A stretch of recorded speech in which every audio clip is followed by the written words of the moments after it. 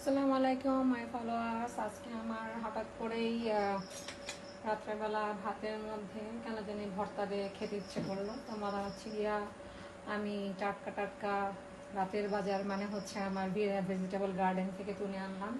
অনেকের প্রশ্ন থাকতে পারে রাত্রেবেলা কেন কাটবেন, সেটার জন্য আমার অনেক আগে একটা ওল্ড পিন আপ করা আছে একটা ভিডিও, কেন রাতে কাটা যাবে না বা যাবে।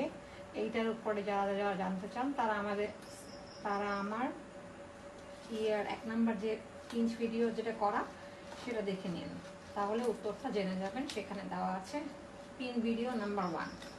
তো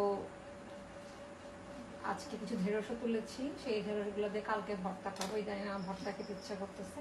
আমার মায়ের কাছে একটা শেখার নিয়ম ছিল, সেটা হচ্ছে এটা কিন্তু ধুয়ে নেওয়া, যে পানি আমার হাতে, সেটা হচ্ছে যে একটু তেল মানে সরিষার তেল মাখায় নিলে এই খোসাটা ছাড়তে অনেক সুবিধা হয়।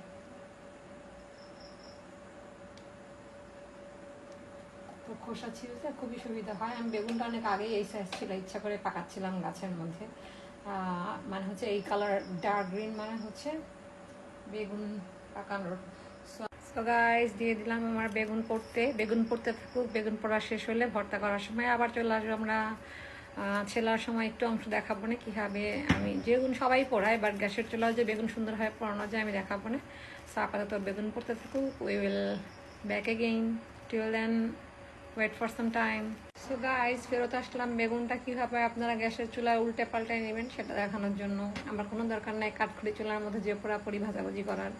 আমি এমনও আছে বারবিকিউ থেকে শুরু করে সব কিছুই আমি চুলাতেই করি। যখন দেশের বাইরে ছিলাম তখনও জব করতাম, তখনও একই কাজ করছি।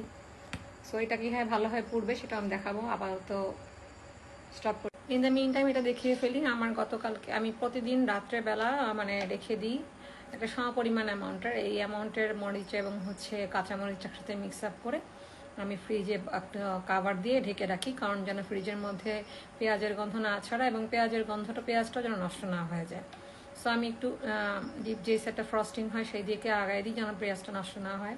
সো আমি পেঁয়াজ কুচি, আমার মরিচ কুচি এবং হচ্ছে মরিচের ঝাল যেন একটু ঝাঁঝালো লাগে, সেই জন্য আমি ভর্তা, এটা আমার আব্বুর কাছ থেকে শেখা জানা। অলওয়েজ বলতো আমাদের আঞ্চলিক ভাষায় বা কনার বচনে খুব সুন্দর ছিল যে ঝাল নুন চর্তা তার নাম ভর্তা। তাই আমি বলতাম যে মানে নুন, তো অনেকে নুন কথাটা কোথা থেকে আসছে, ইন্ডিয়া। তো খনা হচ্ছে ইন্ডিয়ান একজন ট্যালেন্টেড লেডি ছিল, যার বচনকে খনার বচনের বই আছে আলাদা।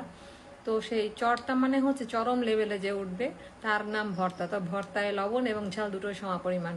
তো এই তার একটা বিশুদ্ধ ভর্তার সৌন্দর্যের মধ্যে ফ্লেভারের উপর কন্টেইন করে এই হচ্ছে সরিষা। সো এইটা আমার অলরেডি রেডি।